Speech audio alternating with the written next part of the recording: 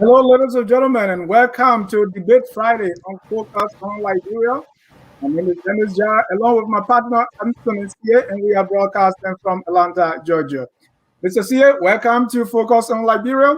And all our viewers, welcome to Debate Night. It's Focus on Liberia. Let's do it, Mr. Sier. Let's do this, and then I thank you. I'm happy to be joining you today in this edition of Focus on Liberia Friday Night Debate. I heard, Dennis, that you've been getting a lot of questions. Hey, where is your partner answering? Yeah. So maybe you have a question to ask her tonight. But I'm happy to be here in the mix as Mr. Jackson, a Liberian I admire a lot because of his involvement and engagement with the governing conversation of our country. We know Mr. Jackson to be the financial economist. And I got to know Larry. Let me share something, Larry, if you don't mind. His crew name is Jirikan. I will not give the meaning. Somebody will have to do a research to find out. So, gentlemen, I'm happy to be joining my partner, Dennis, in what should be a debate, but something more of education. Welcome, gentlemen. Dennis, I'm all set. Let's get this done. Thank you. Our topic tonight is Liberia better off today than before 1980? My guest, Mr. Samuel P. Jackson, who's joining us from Monrovia, and Mr. Larry or Lawrence Kennedy, who's joining us from right here in the States. I want to say welcome, Sam Jackson. Welcome to Focus on Liberia. Yep. Thank you. Thanks a lot, Dennis. It's a pleasure to be here. Hi, Larry, and hi, my brother. Thank you. Anthony, yeah. I also want to say, Lawrence, welcome to Focus on Liberia Debate Night Friday. Dennis, it's a pleasure being here. And Anthony, always a pleasure watching you when you have your program during the day. Love it. Sam Jackson, the economist that he is, a fellow New Yorker growing up in New York City. So it's going to be interesting. And folks, it's just going to be pretty much a conversation as opposed to an actual combative sort of debate that you may be accustomed to. We're going to have a learning experience, So sit back and let's see if we can learn from one another. Thank you so much. I want to introduce our viewers to the format tonight. So we're going to start with each of our panelists, that is Mr. Sam Jackson or Larry Kennedy, stating their opening position. The question here is Liberia better off today than before 1980? One person say yes, another person say no. So for that, we have 2 minutes for them to state their position. 2 minutes each. Mr. Ansonis here will be keeping the time. Would give each the opportunity to give us support their argument for 2 minutes each. We then give a time for rebuttals, which will last 2 minutes for each of them. And if your friend says something that you want to refute, you have 1 minute to do that. Then we bring the moderators in to ask their questions, and your response should be again 2 minutes. We'll bring in questions from our viewers and those who will be calling us. 2 minutes from Facebook comments and also 2 minutes when they call in. And then they make their closing arguments. And then Mr. CA, who is the political bulldog, will make the final analysis, and then we'll close the show tonight. Thank you again for watching, gentlemen. Thank you for coming. Let's get things started. And the question we're going to answer is Liberia better off today than before 1980? We'll have Mr. Samuel through a coin toss. Mr. Samuel Jackson will go first to state his position.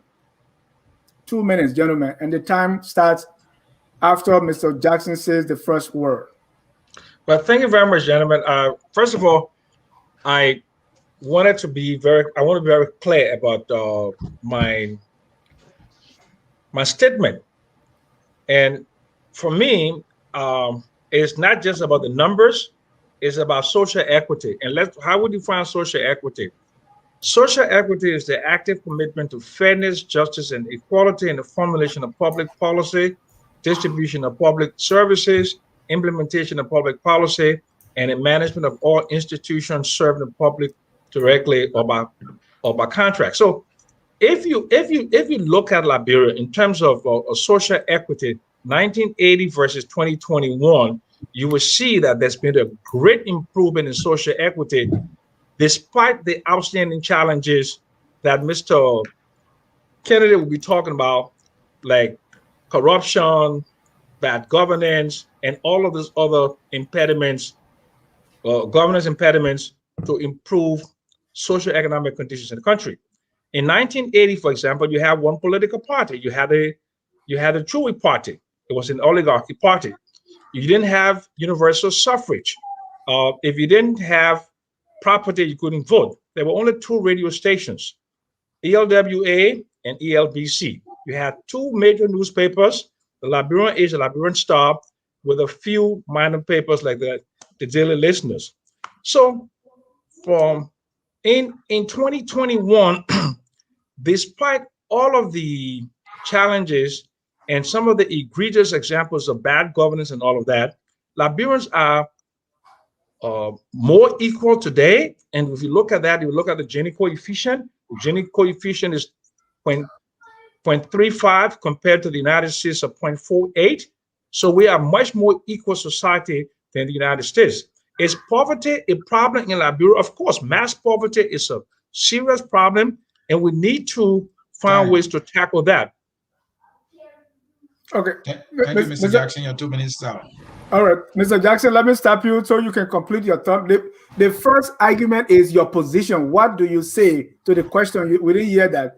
So well, I was very clear. I was very clear about that Liberia. Okay, yeah. So we give you extra 30 seconds to just state your position tonight. Oh, but as I said, in terms of, if you look at the data, I mean, there are some challenges. But in terms of social equity, which is the foundation of any organized and civilized society, Liberia is a much better country today than it was in 1980. If you look at just in terms of social equity. Thank you. Larry, what's your position? 2 minutes. All you need, sometimes you don't even need economic data. You could just go with your gut feel. What is your gut telling you? You in Liberia right now, what is your gut telling you? Is your gut telling you that Liberia is better today? What percentage of people have access to electricity? What percentage of people women, when they go to hospital to give birth, survive compared to neighboring countries? How is the sanitation in Liberia today? At one time, Liberia had movie theaters. Sam Jackson spoke about it one time on his post, right? He talked about the River Lee, the Relda, the Walker, the Gabriel Cinema, the Sheila. Those are all the things that you tend to look at in whole when you start looking at Liberia. Sam being an economist, when you watch some of Sam's podcasts, what is it that he's looking at to compare whether Liberia is doing better? He's looking at the numbers. When you look at the numbers, you don't even have to go as far back as 1980, because if you look back in 1980 and you compare the GDP per capita, how much money people were making in 1980 compared to now, people were making a lot more. If you scale it up using today's dollars, right, and adding inflation and all that stuff, people were doing a whole lot better in 1980. So I'm not sure where Sam is coming from when he's saying Liberia is doing better, because now, as someone who preaches economics and preaches data, all of a sudden, he doesn't want to look at the data. He wants simply to start looking at social justice and things. Those are not what economists tend to use when they're comparing how well a country is doing. We tend to look at GDP per capita, the gross national income per capita. The gross national income per capita right now is at its lowest point it's ever been since even 2011, let alone if I were to take you back to 1980. It's at the worst it's ever been. 3 years running, the economy has fallen sharply. When the economy starts falling, what happens? It will impact the people in the country. How? Because jobs are not being created. If jobs are not being created, you don't have money to go to the hospital. You don't have money to send your kids to school. You don't have money to buy food. Thank you. Thank you, Mr. Those are the things that impact. Those are the things that I want to share tonight to let you know that Liberia is not better off today. So in other words, before 1980 is better than now. That's the position. Absolutely. Absolutely. Thank you. We go into the second set where you will start now, Larry. Give more details to support your proposition, if you have any beside what you just said. Well, not just to support my position, but I really want to kind of take a step back and kind of let Sam take a look at, some of what he's been arguing in the past, right? So, Dennis, if you can do me a favor, let's go to the tape and let's kind of share this information. I want you to kind of read it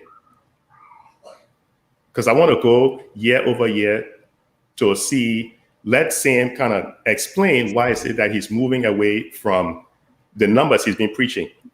And what is it? So here's a post, and Dennis, please read it so it's not coming from me. Good afternoon. I'm really sad. Those who say Liberia is getting better are not looking at the numbers. They used to boast about revenues and the budget. The budget has reduced by $100 million from its high of $622 million. It is $526 million for 2017 to 2018. Public sector investment is only $25 million. By March of this year, the government only collected around $300+ million. A revenue decreased by $86 million in 1 year, and you say Liberia is getting better. You are a sociopath. So this is an economist saying this, right? He said that in 2016, that people who are saying Liberia is getting better, they're not even looking at the numbers. So we need to look at the numbers to present the argument, right? So, I mean, why was Sam Jackson saying that Liberia wasn't getting better, and now today he's saying Liberia gotten better, considering the economy has done worse since he made that post in 2017? Let Sam answer that question. Okay, it's very easy, Larry. It's clear that in your rush, in your anxiety to prove me wrong, you are presenting data contrasting administrations in terms of the Sirleaf administration versus the George Weah administration, and that was the point I was making. I'm looking at in terms of quality of life issues. So if you want me to go to the quality of life issues, I will give you the quality of life issues. Let's go to one simple statistic, okay? Life expectancy in 1980 was 45.51 years. In 2021, it is 64.4 years. Okay. If you look at... Well, let's pause right there, Dennis. Don't stop me. Don't stop me, Larry. You asked me to give you the numbers. First of all, if you know anything about economics, you will know that GDP per capita tells half of the story. Okay, if you read anything that Amartya Sen or other people who call welfare economists like Martha Nussbaum, you have to look at the HDI and the multiple dimensions of poverty. In the multiple dimensions of poverty, there were some hiccups because of the war and because of Ebola. But if you look at the overall in terms of the span of time, 1980 versus 2021, Liberia has done extremely well, but not as well as it should have done because of the obstacles that I outlined in terms of the war and Ebola and those things. So let's look at some other statistics, for example, okay? Secondary school education, okay? The proportion of females that finished high school in 1970, 23.34%, 1980, 28%, 2017, 47% of female complete secondary education. Primary school enrollment in 1980, 29.28%, and in 2006, 66%. So if you look at the quality of life issues that I was talking about, I'm not contrasting the performance of one administration, the Ellen Johnson Sirleaf administration versus the George Weah administration. So if you did not understand the basis of my argument, you should have asked me instead of trying to play fast and loose with your New York slickness to try to talk about me, Mr. Jackson, this is better. So, Mr. Jackson, so Larry, you really have to come better tonight. You must really Mr. come Jackson, better tonight. your 2 minutes are out, but before Larry can come in, I have a follow-up with what Larry raised. You said that the numbers that Larry read, quoting you in 2017, you were trying to contrast the numbers now, under the Weah administration without Ellen Johnson Sirleaf. Exactly. All right. Exactly. Did that in any way take out the facts about the numbers that you quoted at the time, for which you are saying that you is see, in the any thing way is, different? as an economist, I'm contrasting era and I'm not contrasting administration. I think Larry jumped to this debate thinking that I was going to be contrasting administrations. So if you're contrasting administration, it's clearly obvious by any metric that the Weah administration is not doing as well as the Ellen administration. Of course, I can concede that. But I'm talking about two eras, 1980 versus 2021. And if you look at the quality of life issues associated with those 2 years, we are significantly better off. And then Lara would say to me, well, you know, because of global circumstances, there's been an overall improvement in the quality of life and people are living longer. But if Liberia benefited from that, then we can clearly say that Liberia has the life expectancy did improve. Thank you, Mr. Jackson. Thank you, Mr. Jackson. Larry will give you the chance for your rebuttal on that. Go ahead. Sam is giving half the story by saying life expectancy in Liberia has increased some 20 plus years. It's just a total misconception, a total misunderstanding of what's going on. And let me clarify this.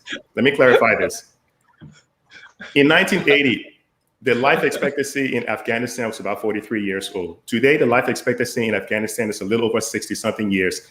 Just because the life expectancy in Afghanistan has increased, do you want to go and live in Afghanistan? Afghanistan has been ranked as the poorest country in the world, the most dangerous place to live on. Looking at the social impact, is that a place you want to go and live today in Afghanistan? Same thing, we can look at Venezuela. The life expectancy in Venezuela has increased as well. Does that mean you want to go live in Venezuela? Venezuela has hyperinflation. You don't want to go live in these places just because the life expectancy has increased. No. You look at the misery index. High unemployment, stagflation, high inflation rate. These are the core things that tell you whether the people in that country are living well. Liberia they have stagflation right now because they have 12 quarters of negative growth.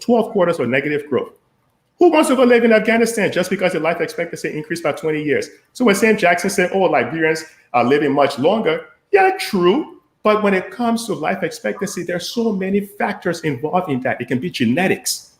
He's not considering the genetic impact of that as well. It can be the food. But let my question to Sam. Are you willing to go and live in Afghanistan simply because the life expectancy? Thank you, Larry. That is absolutely. And Mr. Jackson, before you come in, apples and oranges. The analogy is completely fraudulent. About the life expectancy as fraudulent. That is a fraudulent argument. That is a fraudulent argument. You just compare life expectancy. Hold on. I'm saying. You talk about a war zone. You talk about a war zone. Yeah. Mr. Jackson, hold on, because I want us to get it straight from the beginning, so that we are not. Let's set the basis, the criteria that we're going to use tonight. When you say Liberia is better off today than before 1980, yes. Not through. I want you to just pinpoint what you are looking at. Tell me economy, this, that. Yeah. Don't make statements. I'm going to tell you. I will tell you. Tell you. Life expectancy. 1, 2. If I was born, don't explain hold on a second. Hold on.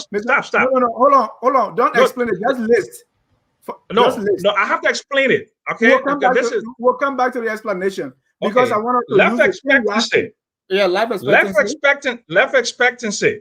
And Larry, the rural population in 1960, there were only 1%. Rural population access to electricity was 1%. Okay. In 1980, it was 2%, and now it's more than 4%. So that's double. Okay. If you look at secondary education, the percentage of females that graduate from high school in 1980 was 28%. In 2017 is 47.3%. Primary school enrollment. Primary school enrollment in 1978 was 29.28% of the population. In 2006, was 66. That's the last data I have. If you look at school enrollment, in 1980, the general school enrollment proportion of population that's supposed to be in school was 23.27%. In 2015, it's 37.90%. Right? So. Thank you. I just wanted you to list. I just did. For Samuel Jackson is looking at life expectancy, rural population having electricity, secondary school enrollment for female, primary school enrollment, and then school enrollment.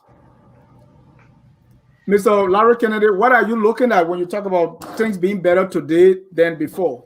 Worse. You say it's worse. I mean, things worse today than 1980. Just give me a list. I'm looking at the gross national income per capita. What Sam give you is, he's not telling you on a per capita, wait, hold up, Sam. He's not telling you on a per capita basis, because back in 1980, the population of Liberia was 1.7 million. Today it's around 4.4, some say it's 4.8 million. He's not telling you on a per capita basis. So the numbers are distorted. Just saying, oh, 28% enrollment without showing you on a per capita basis, I cannot compare. I did take the proportion of population, Larry. That's the proportion of population. That's the proportion of population. Proportion of population. Larry, Jackson, hold on. Let Larry list his own reasons. Just give me a list.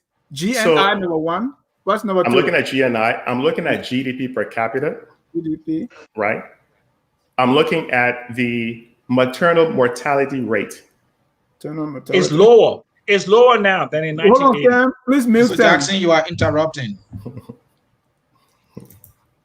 Sam, are you done? Or you want me to go on? Yeah, go ahead. Let's give you a list. Because I know that the two of you are talking two different things. So let me get your list. Yeah, he kind of he's moving the goalpost, right? Okay, go ahead. and let me give you another reason in terms of why I'm saying what it is I'm saying. And again, don't use my words. Please, let's use Sam Jackson's words, because I never mentioned administration. He is the one who's mentioning administration. Yeah. Another reason why I believe that things are much better in 1980 than in 2020, 2021, is also because of what Sam Jackson said. And please, I beg you, read this, because I really want to know what Sam Jackson is talking about when he says these things. No, Larry, before we talk about what Sam Jackson, I want you to complete this list. I listed the gross national income per capita. Okay, so let's stop there, because Sam, I didn't hear you talk anything about the economy. Exactly. But because I'm an economist. He's running away from the economy. I'm sorry. No, stop. So do you agree on the list? On GNP? One more second. Okay. I'm an economist.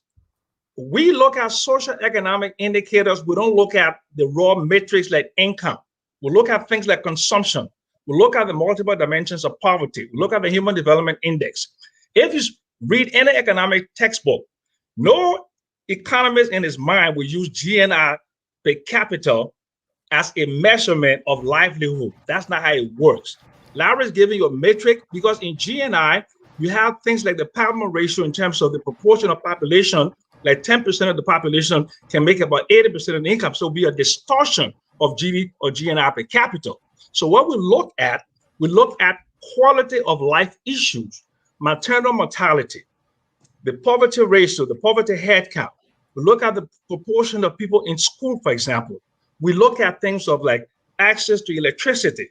We look at social equity. These are quality of life issues that GNI is just half the story. It's not even half the story.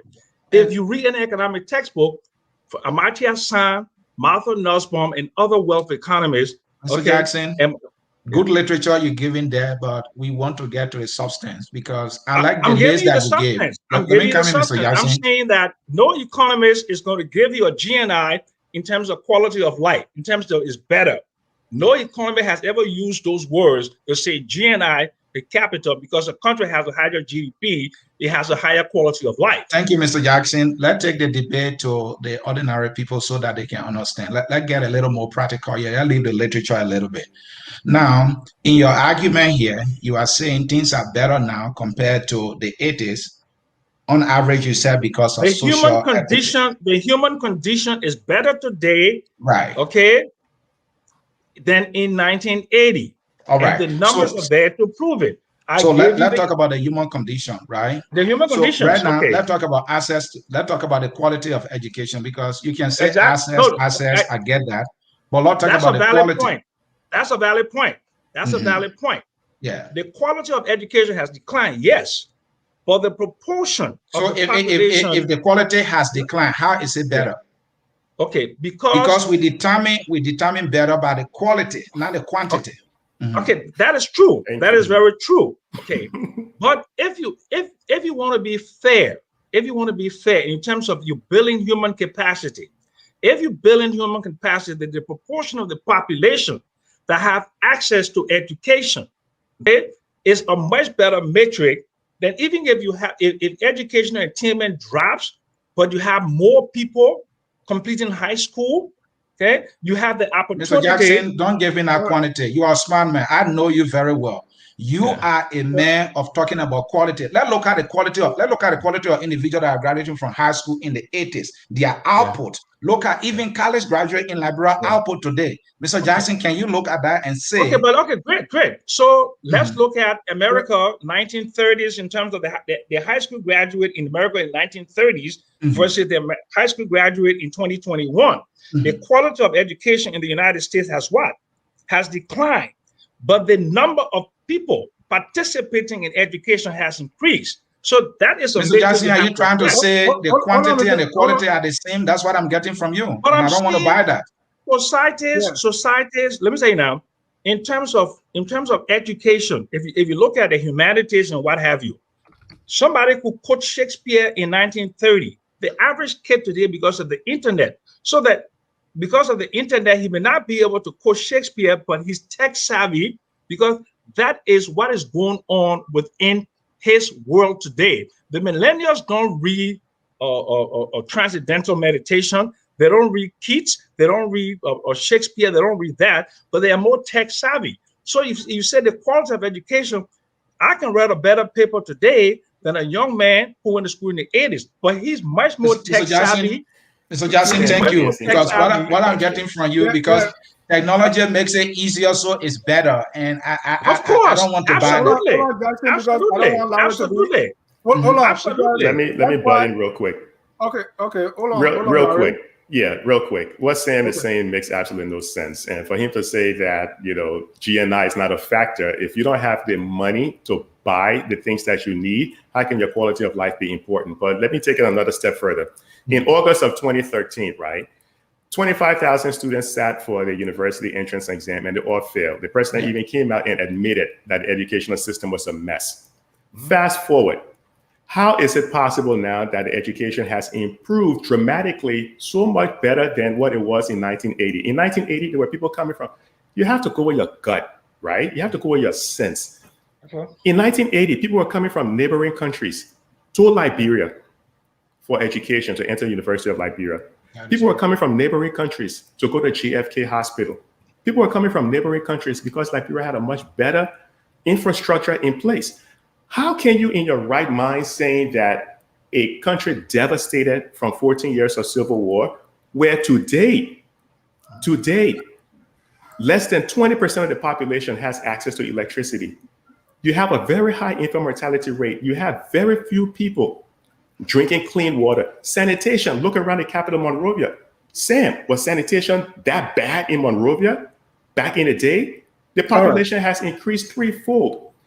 The population is growing at a rate of 2.4%. The poverty rate is around 95%. We're not keeping up with the population growth rate. How can things be better today than it was back then? Sam, we have to look at Sam's words because they are very important. Hold on, Sam. I have to mute you, Sam. Okay. All right. This is why I was laying the premise, because if the two of you are gauging being better or worse on two different levels, we will not meet anywhere. Exactly. Right? So let me ask you, Larry. No, ask me because it's my time to talk. No. You let me ask Larry, because Larry have to come clean on what he perceived as being better. We have to define this better first, right? Thank you. What is important to Larry, because Samuel Jackson listed freedom or radio station, newspapers, and all the things that he listed that have improved. So I want to hear from the both of you. What do you gauge when it comes to being better or not? Samuel is talking different thing and you are talking different thing. Where do we meet? So let me answer that question. Sam Jackson for years have been defining better using economic data. Today, Sam Jackson is flipping, and now he's bringing some subjective means of measuring in order to define better.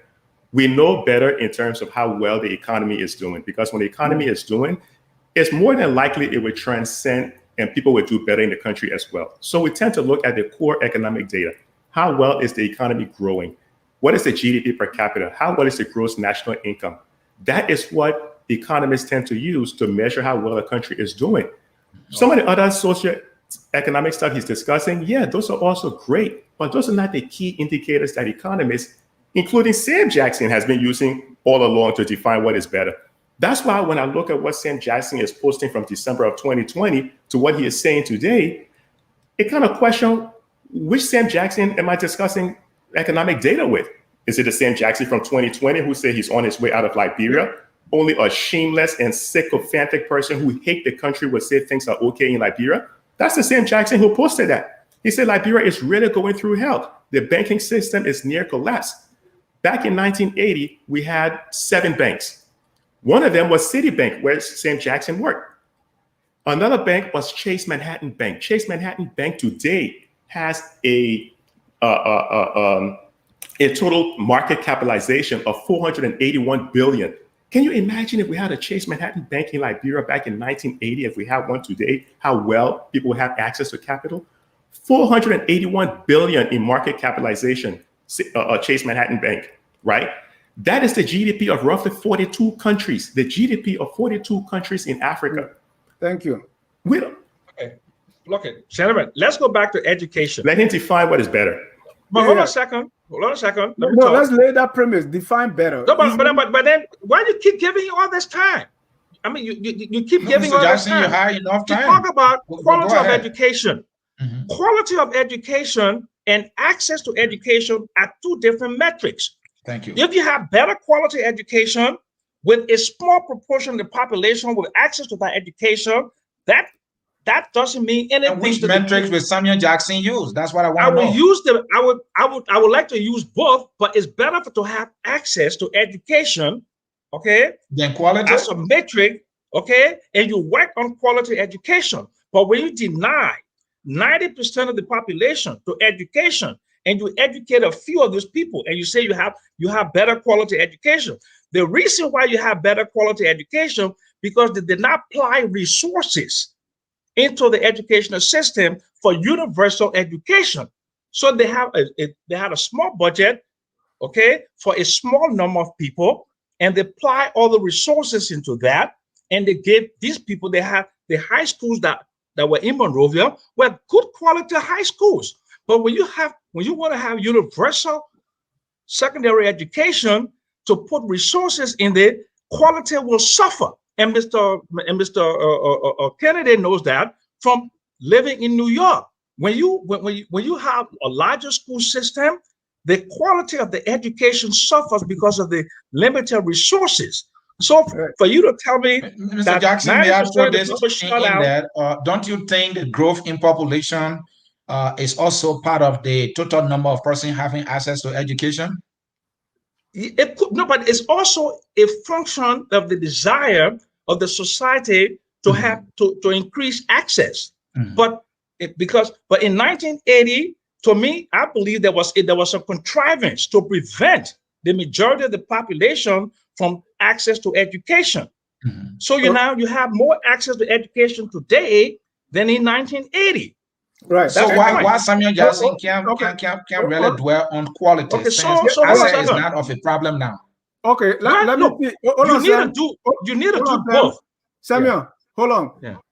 Larry, how do you measure quality? Because access you can easily determine, and Samuel has provided that there are more people. You give the statistics. So when it comes to quality, are you using perception or are you using any number? Because you are saying people came from Guinea to Liberia. What does that tell you? Maybe Guinea was worse off. So how do you measure quality in education that you are using it now as a benchmark?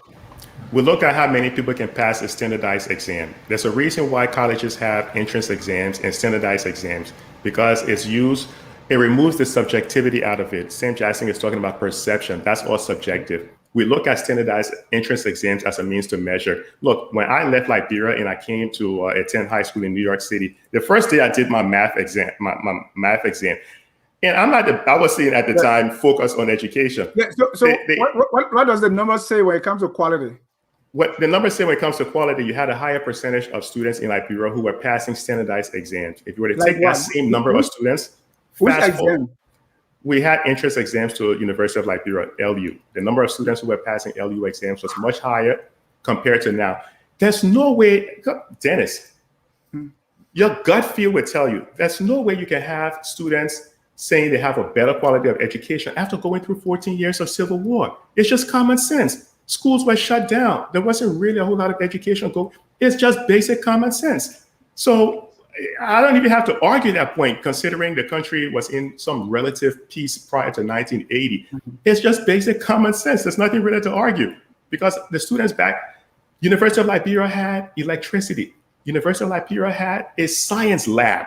University of Liberia had a lot of their tools back then that they don't have today. And those are things that people need to build on to see that they can develop the education system. It just doesn't exist today. So I don't see where Sam is getting his argument from. It's missing. In fact, the Liberian dollar had a 1-to-1 parity with the US dollar. $1 equal $1 Liberian dollar back in 1980. Today, $1 is equal what? It's over 170 Liberian dollars. What is it? And how much is the Naira in 1980? We're not discussing Nigeria over here, my friend. You know, you mentioned Afghanistan. No, I only mentioned Stop it, Larry. You mentioned Afghanistan. So why not mention Nigeria in terms of the exchange rate parity? So the exchange rate parity for the Naira was significantly higher in 1980 because Nigeria's oil production versus today. So are you going to say that Nigeria is worse off today than it was in 1980? So Larry, when you start spewing these, let me finish. When you start spewing these, when no economist in his right mind uses GNI per capita to determine the quality of life in any country, because you have issues like the Gini coefficient. The Gini coefficient is the degree of inequality within an economy. Okay, the proportion of population, like you have 5 quintiles, first, second, third, fourth, and fifth quintile. Yeah. So with the Palmer ratio is the ratio that the people at the top 20% and the people in the bottom 40%. In 1980, Liberia's Gini was just like more like South Africa, because we had only 5% of the population responsible for 90% of income. So you had a higher GDP per capita. You had a higher GDP per capita, but you had a higher Gini coefficient. It was an unequal society. So Mr. Kennedy doesn't want to speak about inequality. He doesn't want to speak about democracy. He doesn't want to speak about those quality of life issues. He only wants to speak about GNI per capita. That's why you keep hanging on. Let me ask you this question. Mr. Laura, before you come, Sam, we all know, and I've interviewed you so many times about economic indicators. Let's look at employment, for instance. Let's look at inflation. Let's look at the consumer activity. Let's look at investment or investor activity. Are you saying these things have improved? They are better today than before? Of course not. If you're looking at purely economic metrics, Liberia, in terms of the Liberian economy, is worse off today than it was in 1980. I'll grant you that. Good. I'll grant you that. So okay? Larry, let me come to you. But I'm saying the proportion of population. Then how come things are better now if he can't agree with those numbers? Because the quality of life overall for the people have improved. The quality of life in terms of in the multiple dimensions of poverty, and I listed them. Life expectancy. And Jackson, Mr. Jackson, that is why I'm not buying, because if we look at the hospitals today, you can't tell me the hospitals are better today compared to in the 80s. You can't tell me the schools are, let me learn, Mr. Jackson. You can't tell me the schools are better today compared to the way they were in the 80s. In the 80s, if you went to Thomas High School, you went to Detroit High School, you saw a good high school. Not today. I'm telling you, they have access. You have more people have access to education, which is a sign of equality for a society. Even though the quality has gone down, yes, but the access is important. Extremely important. Actually, saying the access supersedes the quality, Mr. Jackson. Because yes, even in New York City, for example, where Mr. Kennedy comes from, he knows that standardized, tests for students in New York City schools went down significantly because you have a lot more students in the largest school districts in New York and California. So what they had to do was to apply more resources into that. The larger the school district with more access, there's a challenge in quality. But what society tries to do is to improve access. That is the most important thing for education. Access to education is it's a significantly better tool in bringing out of our social mobility than what Mr. Kennedy wants to do, have a small number of highly educated people and a vast number of uneducated people in the society. Let me comment for 15 seconds. Larry, don't you think Sam has a point here? Because before then, education was concentrated in Monrovia and other urban cities, right? But now he's talking about access, meaning more people are going to school. He talked about democracy. We have multi-party democracy. We have more radio stations. We have more newspapers. We have more openness to say what you want to say. We have people protesting too, Dennis. That's democracy. Are you saying you could 79 you couldn't do that? You'll be shut out. But now people are protesting. People have political parties. People are free to say what they want to say. There are more radio stations. Are you saying that's not a sign of being better off? No. And let me give you quick answers to something else that Sam said real quick, and I'll answer your question real quick. Okay. What Sam is doing right now is sort of a deceptive sort of economics. Is what George Bush called economics back in the 80s or so, called the voodoo economics. That's what he's preaching right now. It's pretty much voodoo economics. Let me tell you why. Let's say, for example, you go to the market. You go to the market to go buy, let's say, mangoes. You go buy plum, right? You see on one stand, this one have 5 plums sitting on her table. The plum all look nice, ripe, and juicy. They all look clean. They don't have the black spots on them. They don't look messed up. On the other table, the one has 25 plums sitting over there, but they're all damaged. They're all rotten. The flies are all on them. Based on Sam's argument, the woman that has the 25 plums, that's great because she has more. He's not looking at the quality. He's only looking at the quantity and saying, oh, wow, the market is doing so much better. Whereas the produce is all damaged, the fish is all rotting, but yet he's still calling it as being good quality. That's not how you measure how well a country is doing. You measure how well a country is doing when people have the money to go out and buy the things that they need, right? The reason why you're having more protests today is because the economy is in stagflation. This is why you have the misery index, because it looks at inflation. When inflation is hovering in double digits in Liberia, 20-something%, up to 30%, it's down now maybe to around 14, 15%. People cannot afford to buy the things they want to buy. When unemployment is around 85%, people do not have jobs. They do not have money in their pocket. It creates that misery that leads people to protesting. This is why when you look at the misery index, you have places like Haiti. Haiti has such a high misery index. Look at what happened to Haiti. It led to protests. Unfortunately, it led to the president being assassinated, which is unfortunate. But this is what happens throughout Africa. When people are miserable, they don't have jobs, they cannot afford education, they cannot afford healthcare.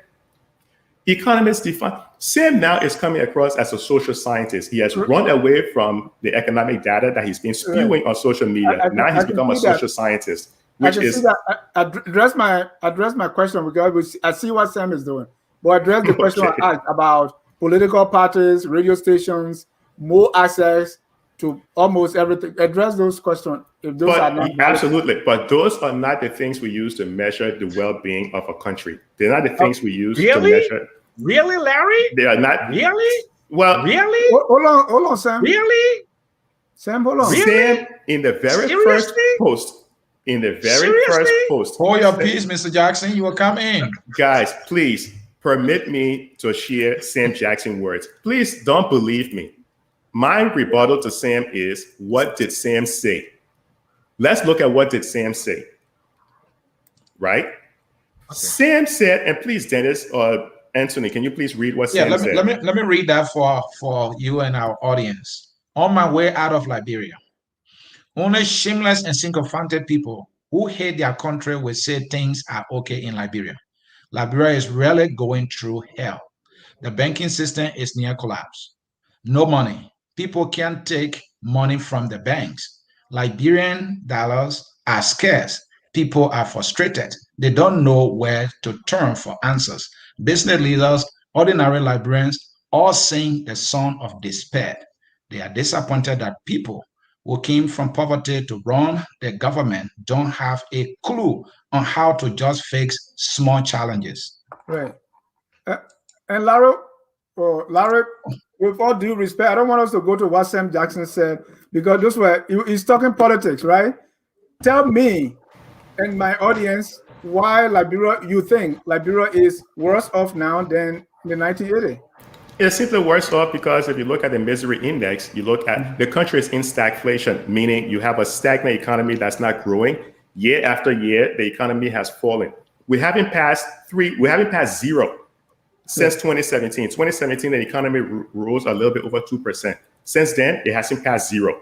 Inflation, you have double-digit inflation. When you look at the gross national income from 1980, it was around 1,500, meaning, and I'm being generous when I say 3% inflation. It was around 1,500. Today, what is the gross national income? It's around $253. $253. It is at the same level it was back in 2011. The reason why Sam Jackson words are important because he is not being the Sam Jackson who always look at the data.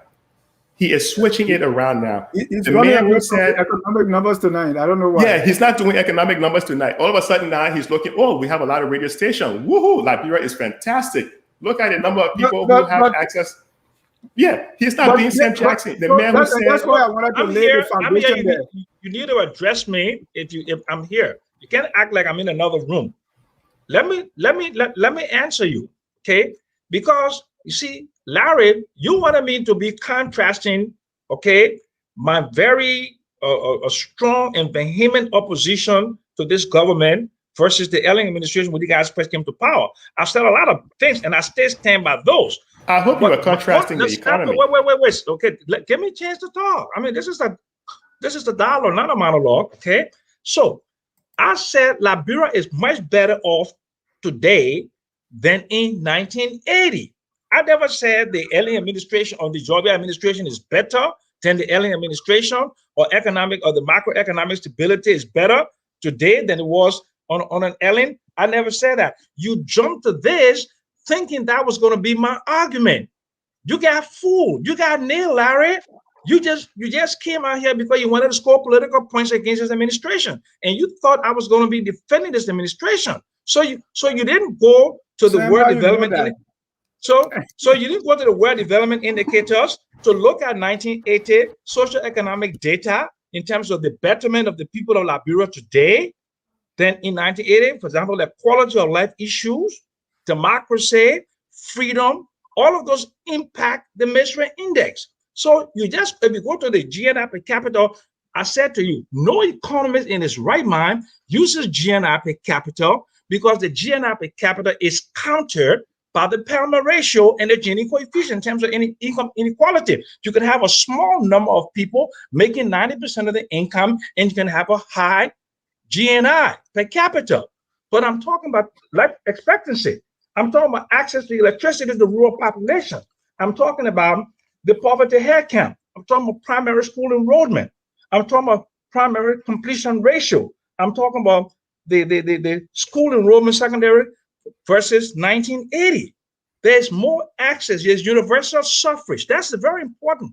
When people can participate in the democracy and can determine who their leaders are, that is a quality of life issue. Thank you, Mr. Jackson. That, Larry. You cannot discount that. Thank you, Mr. Larry. Mr. Jackson, sorry. Thank you. We're going to take a short break. When we come back, I have a question for Larry, and Sunny has a question for Sam. Yes. And so the debate continues. Is Liberia better off now than before 1980? Our guest, Larry Kennedy, the professor, Samuel Jackson, the economist. We'll be right back. At Focus on Liberia, we discuss everything Liberia, from education to politics, arts and culture, entertainment, agriculture, history, religion, family, and technology. Focus on Liberia uncovers and showcases the best of Liberia and shows the world the truth about Liberia. We educate, elevate, and promote all things Liberia. We conduct interviews, panel discussions, debates, and more. Tune in to Focus on Liberia on Facebook and YouTube and be a part of the stories that make up the news. This is Focus on Liberia, and I am Dennis Ja. And I am Anthony Sier, along with my partner Dennis Jai, in this Friday night debate, where Mr. Samuel Jackson is debating Mr. Larry Kennedy. Welcome back to the show. We will continue. Dennis, you want me to ask Mr. Jackson my question, and then you can ask Larry yours, Yes, brother? Yeah, so Mr. Jackson, Yeah. you know, you are a friend to us here. You always here, which we appreciate.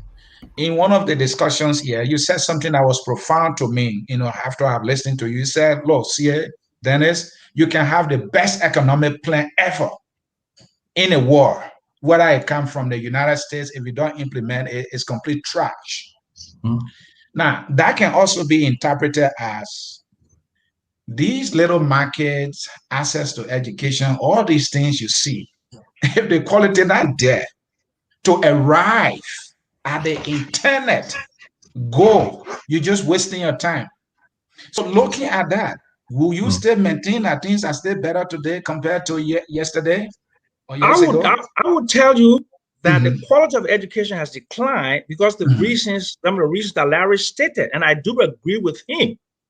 But I'm saying now, in terms of access, which is a good metric to determine equity in a society, you have access to education. So once you improve the access, you can try to increase the quality by increasing things like teacher to pupil ratio, having libraries, and doing all these things that are necessary.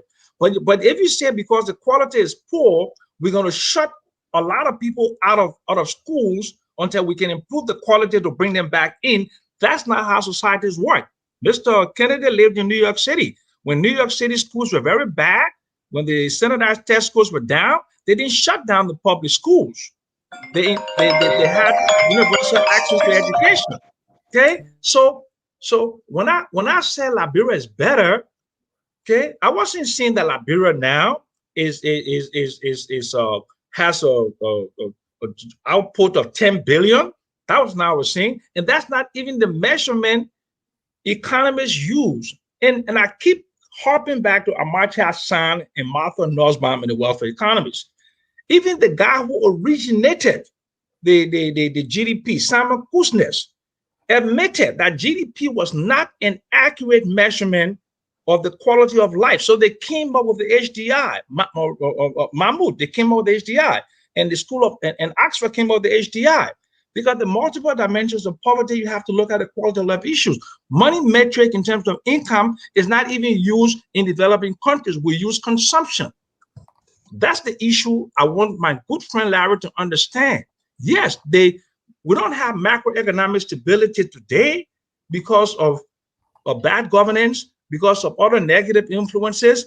But contrasting 1980 to 2021, the Liberian people are better off today than they were overall than in 1980. And that's the point I continue to make. And that's the point he doesn't want to understand. All right, Larry. Let me just rephrase what Sam is saying to make sure. And this is why when you have these discussions. You can rephrase, say your own. No, it's my own is rephrasing it so we can better understand what he is saying. So we know that we're all having discussion on the same topic, right? Sam is saying that Liberia is better today because more people have access to services. Essentially, that is what he's saying. Sam, is that correct? Yes or no? No, that's not what I'm saying. I'm talking about social equity, right? When I define social equity, no, all right. So I was wrong on that. But you asked me a question. It's not a yes or no question. I'm saying that's why I was trying to avoid, Larry. In 2021, Mr. Jackson, you answer no, and that's all he was looking for. Give him his time. Yeah. So now it's not more people have access to education, and I thought that's what he said before, because he also said more people. That's what I said, and that's what I maintain. The access to education is greater than in 1980. Okay, so he just said it. The access to education is greater than in 1980. So yes, why we define using economic well-being in order to measure that also in terms of how people are doing. So Dennis, you have access to the best education, or you have access to so many opportunities for education in Liberia. What good is that if you don't have the money to pay for that education? What good is having access to, there's a total of 178 hospitals and clinics in Liberia. Why is it that government officials are flying out of the country for healthcare? We have all these wonderful hospitals and clinics in the country. Having access is not what we use to measure how well an economy is doing, how well the people in the country is doing by having access. That's why you have to look at quality. What good is having access to hospitals if the hospital doesn't have fuel for the generator, if you can't even pay to have the healthcare that you need? What good is having access to all of the pimp boys, the cars, the transportation, if you don't have the money to pay to get a ride? What good is having access when the security system in the country is so dangerous? Liberia, when you look at the State Department report, you look at the UK, the British report, the place is ranked as one of the most dangerous places to visit. What good is having access if you don't have? Are you keeping time again, Mr. Wait, I'm going to wrap it up. Yeah. So the point when Sam Jackson is saying we define it better by just having all of these opportunities, it is meaningless in economics if you don't have the access to pay, if you don't have the resources to pay for that. Thank you. Larry. Hold on, Sam. Hold on. Okay. My name is Talvina Cole. I am an activist, and you're watching Focus on Liberia. My question to Larry. No. Hold on. No. I'd like to respond to him. No. You have your time to respond. You have your time to respond. My question to Larry is, Larry, what I hear you saying is discounting access, right? And we live in a country where so many things are important to so many people. To you, you say quality, and you have not really given me a correct measurement of how you gauge quality when it comes to the hospital. I was born in rural Liberia. 1980, I was 9 years old playing marble. By that time, EAWA got to my village all the way beyond God back in Sino, right? Today, that little boy who was playing marble in the village, I couldn't even speak any better English. I'm a grown man now. I have whatever I need, okay? So what I want you to look at also is, if you look at what is important to people. Before that, I was walking from my hometown all the halfway, almost to Greenville with low on my head. Today, there is car road getting to my town. Education, we have more Liberians now in America sending money back home and keeping their people afloat. You have people that never used to even pass near the mansion. Now they are passing there. River G was not counted there. Now it's counted, and the capital city road is paved there. Someone who is living in the rural part, who now have access to get into the city to buy the salt, to him, things are better now than they were in 1980. What do you tell that person? So it's simple, right? You will have a certain level of development. This is why the GDP in the country has grown year over year. Well, in 2014, it did collapse, but since after the war, the total production, goods and services in the country has grown. And those goods and services will include the roads you are talking about. Right. It will include the access to hospitals and schools you're talking about. Those things are meant to happen over time because we have the resources, right? But when you compare that to 1980, when you take today, what St. Jackson is referring to 1980, you don't have the same measurement. And again, Dennis, you are looking at it not on a per capita basis, meaning the population in 1980 was 1.7 million. Right. Today, you will have a higher number of people who will have access because the population has grown at 2.4%. Right. It's around 4.8 million. But still, at that 4.8 million, we still have a smaller percentage of people who will have the money to travel to Monrovia for education, or will have the money to travel to the market. It will be a smaller percentage. You need a combination of having the money, the ability to pay for the stuff, and having the stuff in there and have access to it. You need both. Right, you need both. But what I hear you say is you are discounting access. So what good is discounting access. What good is this quality education if it is only catering to few persons? A small proportion of the population. Look, Larry. And the only reason why it is catering, well, hold on one second, Sam. The only reason why it is catering to a small percentage, because one of the biggest issues in Liberia has been going on since Liberia was, since the the 1800s. This is what led to some of the issues we have in the country, right? Because you always have a small percentage of people who control the economy, who control pretty much everything. It's the same 1% that control the US economy. That's why you have Occupy Wall Street and all these protests. Exactly. The same thing is happening right now in Liberia. You have a very small percentage. I need to get in this conversation. No, I beg you guys. Dennis, so Dennis, you have a very small percentage of people who have the ability, the money to pay for the services that they need. It's not spread out across the economy. Exactly. And that's the issue. So before 1980, if you had no political party, only one party, right? Now you have. It didn't have to do with political parties, Dennis. What it had to do with was back in 1980. I'm talking about democracy now. Everybody wants freedom, right?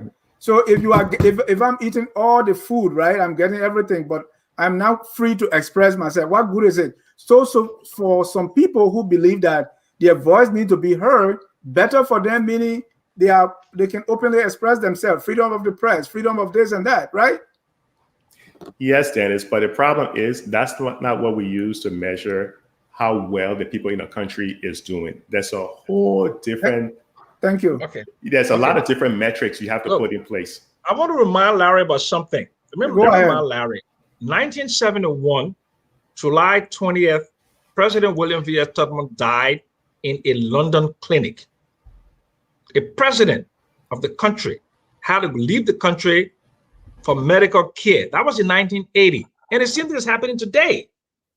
But you know what has changed? The proportion of population that is within 5 kilometers of a clinic is 80% today. In 1980, it was about 20%. The proportion of of women having children in clinics is 80% today, and it was 20% in 1980.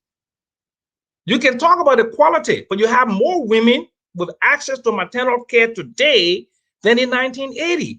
So if you don't think that's important, for example, primary completion rate, that in 1978, only 29.28% of the population, of the school-age population, were completing primary school. And in 2006, it's 66%, and maybe now it's about 70 to 80%. Secondary school enrollment in 1980, of the proportion of the students that should have been there, was only 23.2%.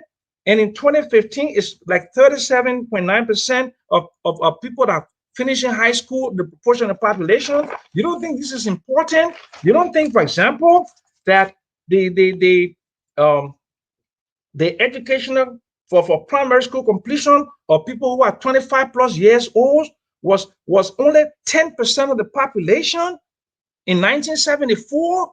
In 1974, only 10% of people 25 plus years, okay, completed primary school, and now it's almost like 60%. And you want to tell me that's not improvement?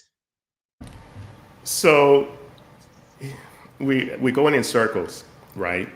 The economist Sam Jackson has turned into a social political scientist. What are you talking about? I'm talking about better. I'm talking about better. Hold on, Sam. A few minutes ago, you were discussing quality. A few minutes ago, you were discussing quantity. Now you're saying you're discussing quality. So you're moving the goalpost again, Sam. It's like Jello. I can pin you to something that you're saying. You said you were out of Liberia because only shameless and sycophantic people who hate their country would say things are okay in Liberia. Today, you're saying, well, that was politics. So I don't know which Sam Jackson I'm having a discussion with. I'm not comparing two administrations, Larry. Let me finish this. Let me finish this. And Anthony and Dennis, you can correct me if I'm wrong. Has in any point in this discussion, have I mentioned any administration? No. Have I Yes, mentioned you did. it? No, really? When you quoted me, you were what I was talking about, and I can tell you from inference, you were talking about what I said about the Weah administration and the very strong and harsh criticism I made against that government. You believe that I was going to say that today, that the things are better than the 12 years of the Democratic dispensation under Ellen. That's not what I meant. I was describing two different eras. Right, we didn't see that in that post. In that post, it did not appear like you were contrasting Ellen era and Weah era. It didn't come up in that book. Those were the simply said things those were the And, two and Mr. eras- Jackson, those when were you the talk two about single eras. funds, you are talking about people who are praising the institution today. So if anybody are making reference to any administration, that would be you. I was. That's why I'm telling you, I never made any reference to administration. and I said I was talking to administration. Let's get a few comments in, and the number is on the board. I want our listeners to join in too. And when you call to comment, please, 1 minute is 30 seconds. But let me read a few comments here. Say, Larry is a politician. Always say, please pick my calls today. Don't try me. That sounds like a threat. Yeah, I know. Yeah, Ube is always picking a fight. Mr. Kennedy's points are more passionate and common sense. Access versus quality is a key issue to elaborate on. Herring, Sam Jackson said access to education is better today. He did not say access to quality education. Countries today have community colleges. Monrovia has more colleges now than 1980. Damana Watkins, Liberia was on the trajectory as a major export in the Western Bloc of the continent. AB did it in less than 6 years on record. Oh, that was not it. Wilmot Pele, I cannot point to a single measurable indicator today in Liberia that suggests we are better off today as compared to the 1980s. Those are a few of your comments. Jackie Taya said, my daughter lived close to the Trump Tower. That does not mean she has access to it. The logic is flawed. Thank you. Thank you. You live next to the Trump Tower. You live next to the Trump Tower. Does that mean you're doing better off? Come on, listen Sam. to me. In my high school class, in the whole of my high school, St. Patrick's High School, only about 180 boys. In CWA, maybe 200 students. In BW Harris, okay, the entire high school population of Monrovia, not even 2,000 students, because the majority, 95% of the population was shut out of high school or shut out of quality education. That quality education was funded primarily not by the government, but by what? Mission schools and religious institutions. They are the ones that did what the government was supposed to do in 1980. I went to 2 mission schools. I went to St. Patrick's and I went to Latcary. They were not funded by the government.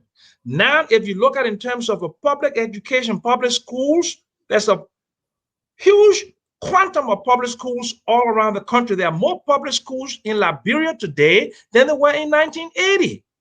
Thank you. A few more comments here. Watkins also said the 80s cannot be compared to any era. Now all we have is decadence. Sangamo said, 2 great guys. Jimmy Eastman, access has increased, Sam, but we were on a higher trajectory. What do you say about that? Jackie also said most of the people can't even read and write. Samuel Zakama, the acceptable formula of development is access, equality, and social justice. These must go hand in hand, not one or two without the other. Exactly. I agree with that. Yeah. Right. Yeah. And looking at the, go ahead, keep reading the comments, Dennis. Okay.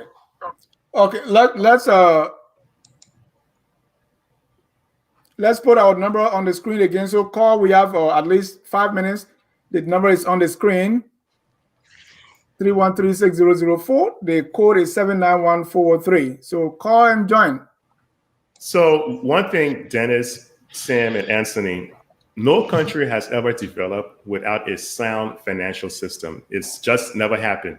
Right now, if you compare what's happening today to what's happening in 1980, you can see Liberia, like someone mentioned, was on a trajectory to do well. Because like I said early on, back in 1980, you had the Bank of Liberia. It was owned by Liberians. They had about 51%. And it was also owned by Chemical Bank. Now, Sam worked in New York. When I say Chemical Bank, he knows who I'm talking about in terms of Chemical Bank. You also had the Chase Manhattan Bank. Sam also worked in New York. He knows what I mean when I say Chase Manhattan Bank. Chase Manhattan Bank is a multinational corporation, right? It's made up of Manny Hanny, Manufacturers Hanover Trust, Chemical Bank, Bear Stearns. They're all embedded in there. We had these banks in Liberia. You also had the Bank of Monrovia, which was a branch of Citibank. Sam worked at Citibank. Think about it. We have multinational corporations. Access to capital is one of the more fundamental things you need to develop a country. Today, what do we have? We have 9 commercial banks in there. Banks do not have the money. Who said? Well, Don, I mean, you can read the press and you will see it. But Sam also said it in his post. Right? Thank you. Let's bring in our first caller. Okay, but can I give my counter? Can I give my counter to the Sam? There's no counter to the bank? Let's get the first caller, Sam. At least I need to respond to the counter on the bank. No, Sam, that's no counter. It's a fact. There is a counter. There is a counter. There is a counter. Follow your name and where you there is a counter. Hold on, and the Sam. counter is, Dennis, please give me the opportunity. Let me give a counter in 30 seconds. Can you hear me? Hold on, caller. Sam is refusing to let us bring you in. You have 9 banks. You have 9 banks today, but you have 93 branches. There is out of Monrovia banking, unlike in 1980 when the banks were centered right on Broad and Randall Street. There's no money in the bank. What good is that? Again, there's no money in the bank. Let's take the call, Sam. You're talking. Sam, that is a point. You got savings and loans. You have savings. You have village savings and loans, and you have 93 branches around the country where people in Buchanan I can go to the bank. They don't have to come to Monrovia. That's access, Larry. You keep this counting access. Sam, the International Bank of Washington had a branch in Yekepa. Come on, let's go ahead. Let's get our caller. Caller, your name and where you're calling from. You have 39 seconds. Thank you. My name is Emmanuel Zaza, and I call from Providence, Rhode Island. Go ahead, Emmanuel. My contribution is to agree that indeed, Liberia today is better than Liberia before 1980, and that's the way I want you to understand. Before 1980. Now, what happened before 1980? Before 1980, Liberia was a de facto state. That's fact. It's not guessing. It was written that before 1980, there was no election here in Liberia. We have primary. Whoever wins the primary, the two-way party primary becomes the president of Liberia. Today, it's not happening. You cannot compare that to anything. Thank you. Democracy, freedom is important. So Liberia have freedom today. There's anything, and that is important. We work on it. I don't want to make it better. Thank you. Thank you. Thank you, Larry. Let me bring our overseas caller here before. So I know, Jimmy, you were in first. Overseas caller, your name and where you calling from? Hi, everyone. My name is Mohammed Saleh Atukli. I'm calling from Australia, Sydney. Go ahead, Mohammed. I think I'll listen to the two guests. Essentially, yes, indeed, some things have improved and some things have not. Today, we have better consciousness. That's the most important thing. It doesn't mean nothing else has changed. Our consciousness has changed. It's more of high quality today than before. Thank you. Thank you. Let me go to the next caller here. Your name and where you calling from? Hello, this is Eastman. How you doing, John and Dennis? Great. You have 40 seconds. Go ahead, your point. I agree with the last caller. And gentlemen, you guys both making some salient points. I think we have to put it in context because there are a lot of things that have changed over the time. Now, political freedom is important. I know a group of people who rather go to Africa in a primitive place than be subject to an advanced place and they be treated wrongly. So I believe political expression is really important, and that is why some people will believe that the quality of life has improved. But with that, how about law and order? How about law and order today as it was before back then? I think we need to consider all these aspects because there's several aspects of quality of life. So I like any one of them to speak to the law and order today as it compared before. Thank you. Those are the callers for now. Larry, you go first. Respond to our callers. Well, look at the high-profile cases in Liberia with the editors being killed on Broad Street or allegedly being murdered on Broad Street. Look at what happened to Matthew Enos. Look at what's happening. There's extrajudicial killings with nothing coming of it, right? When you take a look at the State Department reports, you take a look at reports from the United Kingdom, they tell you right in their report, and these are people who are working in there, they tell you the security issue in Liberia is very risky. They tell you not to go out at night,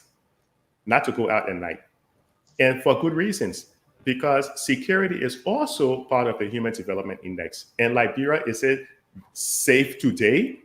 Well, when you don't have a lot of street lights, when you don't have police having the tools they need to investigate, you don't have a pathologist, you don't have the ability to try people for crimes that are being, to investigate, find people and try them. Law and order it's worse, right? It's not fair, it's not equitable in the country, and it creates a risk in terms of anybody. That's why you don't have tourists flocking to Liberia right now. Thank you. Let me take one caller, and Sam, you can come in. Caller, your name and where you calling from? Oh. Go on. Yeah, this is Anthony Gay calling from Pennsylvania. Here's what I have to say. Some always use the Liberian parlance. Number day Liberia. Number day Liberia, I bought a bag of rap for 13 out of 50 cents Liberian dollars, not US dollars. Today you can't buy that 10. Here is the thing, people are forgetting to know. I was born in Cape Town. I can tell you for a fact we have 24/7 electricity and everything was good. Even those people who live in other parts of Liberia, their lifestyle was much better. The 7-corner document make people to build their own houses. Today you can't even find a job, let alone police officer had a respect back then. Police officer has no respect today because he doesn't even have good uniform, let alone his salary. So I mean, I don't know when we talk about better. Let's look at what better is. Not access, better. That's what we're looking at. Which one's better? Is the 80 better or now? The 80 was better than now. So, Antonio, before you go, right? Yeah. In the 80s, people didn't have access to a phone. Now, even little children have cell phone. Is that better? No, Mr. Dennis, because right now, the SIM card, the access to data is even more expensive today. All right. Like we're the inner part of Africa. Thank you. No. Thank you. We have house phone. It was much better. I mean, how many people there was no house phone in Duduk and where I came from? Yeah, but Mr. Dennis, there are some things that are improving the world is evolving. All right. But we're talking about better. So, thank you. So, Mr. Jackson, to what extent can you say the changes or the improvement or the better you're talking about, how much of it is attributed to the natural progression? Because as we grow, things change, right? Yeah. I was 9 years old then, now I'm almost 50. So yeah. Is that a better you're talking about? Yeah, but fair enough. Okay, fair enough. Okay. And my good friend Larry keeps talking about I become a social scientist. In fact, economics is a social science. So let's just be very clear about that. Okay. Economics is a social science. Okay. So what I'm learning at LSE is not just the numbers and the metrics. That's not what they teach you. They teach you quality of life issues. Okay.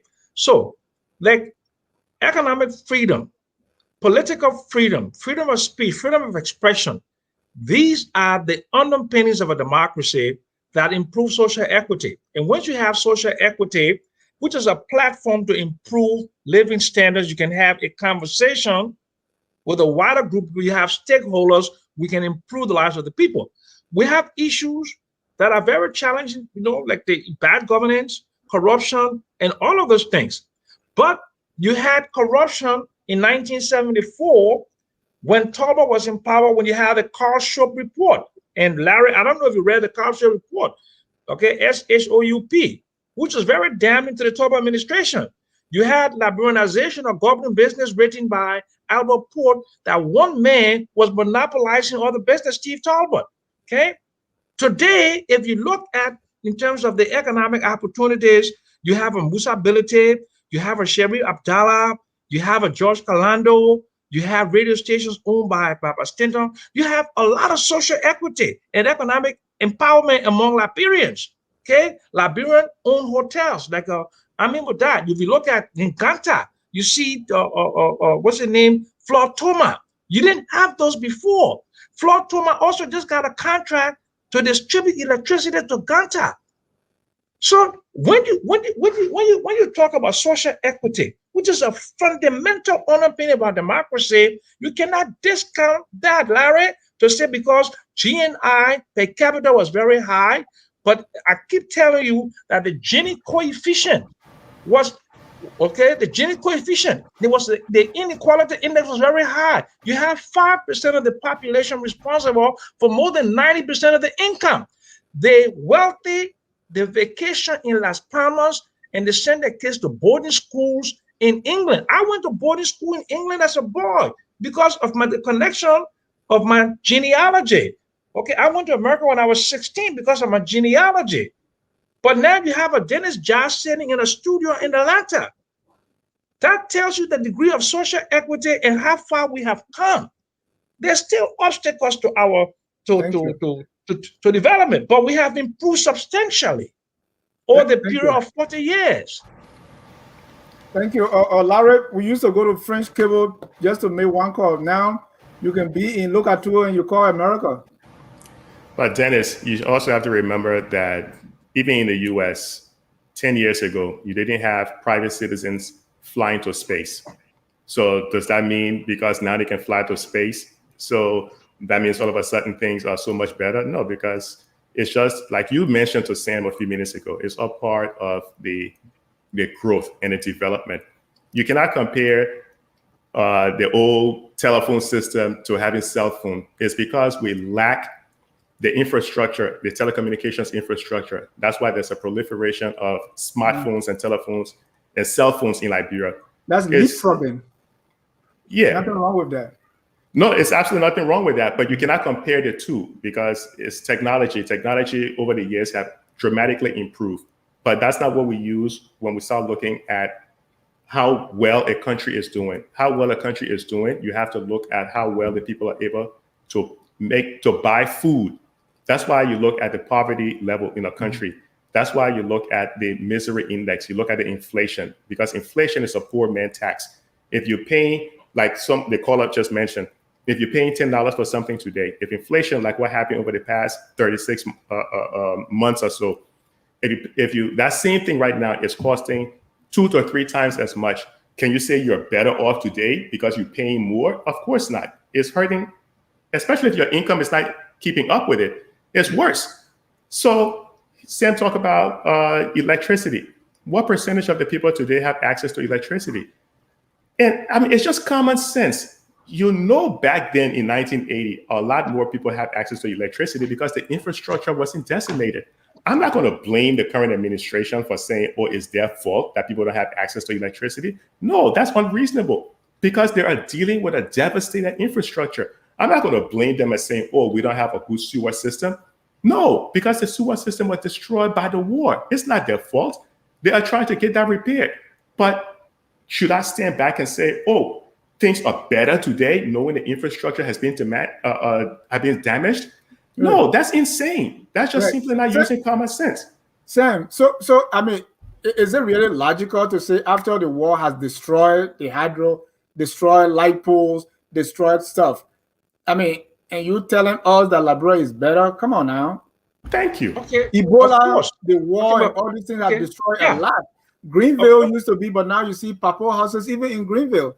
We used to go to Fire Brigade Hall to play ball. There was light, even in my hometown. That's fine. Those things have been destroyed by the war, and you say at least if you even put it before the war, you'll be making some salient points. But the war, man. You see, okay, great. Okay, all of those are. And we got more callers, gentlemen. Okay, but hold on a second. That's purely anecdotal. You're talking about the things that you see, the physical destruction of the country. Okay, and also there was some mental destruction too. Yeah. But if look at the Zogos. Yeah. I said, look at the drug use. Absolutely. And the ones they call Zogos. Yeah, drug addiction across Africa, across West Africa is a serious problem. And you live in the United States, the opiate crisis is there too. Right. So it's not only in Liberia, okay?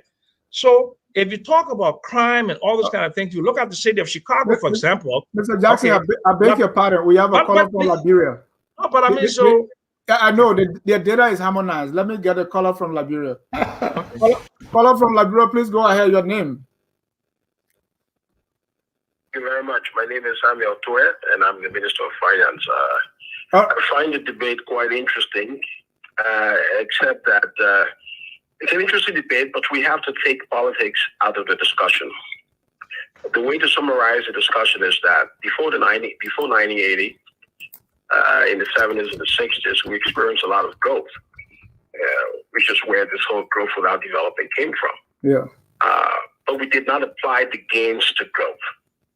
So if you look at a lot of the social indicators that Sam Jackson is talking about, he's correct. Under 5 mortality, I think before 1980 it was around 300 per 1,000 live birth. In 86, it went down. So it's been declining since the 80s in the world. Today it's around 93, 990.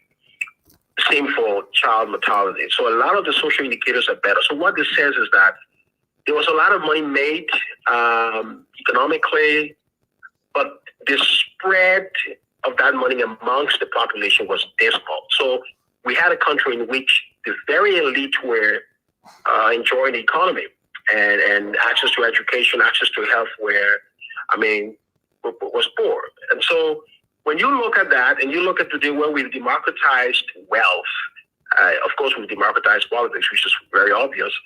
It is clear then that there is a broader attempt today nationally to spread the wealth gained across the 15 counties, across all the ethnic subgroups, across cities. There's a more democratic spread of wealth. So we are equalizing opportunities. Though the challenges are there.